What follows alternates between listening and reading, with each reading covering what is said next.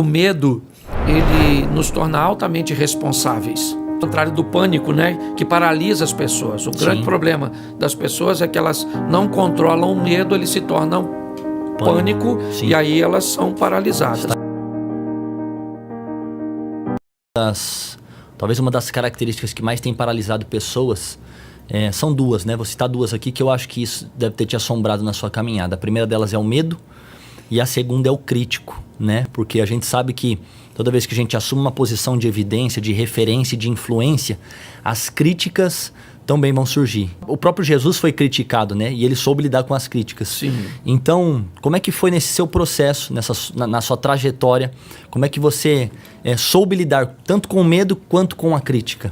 Bom, para mim foi muito difícil realmente, porque eu cheguei trazendo, vamos dizer, meio que uma modalidade de transmissão do Evangelho nova. Acho que o que nós temos que entender é que o medo, ele nos torna altamente responsáveis. Sim. Ok? O medo, ele, ao contrário do pânico, né, que paralisa as pessoas. O grande problema das pessoas é que elas não controlam o medo, eles se tornam pânico e aí elas são paralisadas. Estagnadas, né? Mas eu não tenho problema com medo, não. Eu acho que ele nos responsabiliza, ele nos faz refletir, ele nos amadurece, expõe aos perigos, nos dá todos os alertas.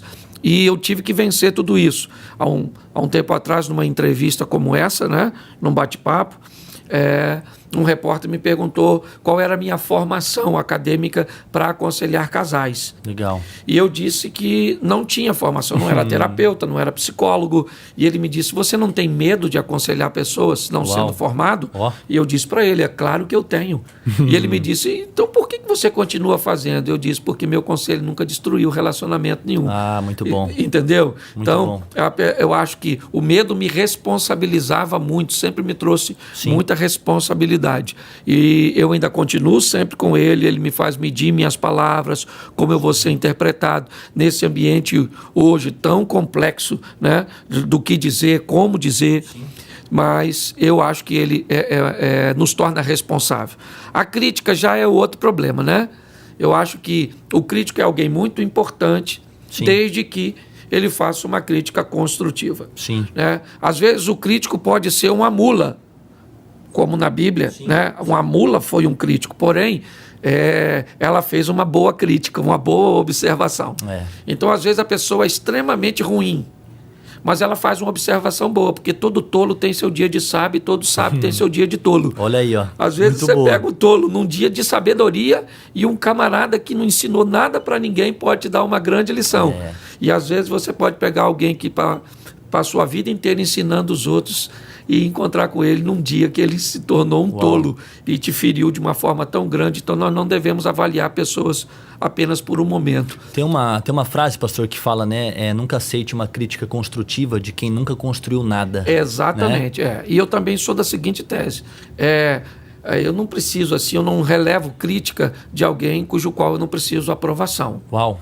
Certo? Então, para que eu receba a crítica de alguém, para que ela me atinja, eu preciso da aprovação dessa pessoa. Se eu não preciso da aprovação dela, a crítica dela não me serve de nada.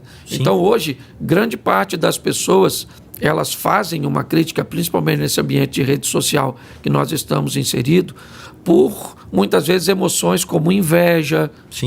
Ou, às vezes, as pessoas não conhecem você, a seriedade do seu ministério, ela conhece o que a rede social mostra, o que ela vê, entende? Mas ela é muito perigosa, porque nós temos visto, principalmente essa geração mais nova, tirando a própria vida por causa de críticos. Tem acontecido muito isso. Nós temos visto isso. Então, hoje quem critica precisa ter muito cuidado. Quando você entra numa rede social e diz, por exemplo, nossa, a sua palavra está boa, mas você está gordo, você está velho, isso aqui, nossa, que vestido, por exemplo, é horroroso, ok? Então tem que ter muito cuidado com isso, porque isso tem destruído muitas pessoas. Eu vou de boa com isso, né? Eu já passei mais da metade da vida, estou com mais passado do que com futuro, então eu não posso me abater com isso. Mas quem faz críticas precisa ter muito cuidado com o que Faz, porque a Bíblia diz que a língua, ela é uma espada, ok? E ela pode matar. Então tenha muito cuidado, porque depois você vai prestar conta do que diz.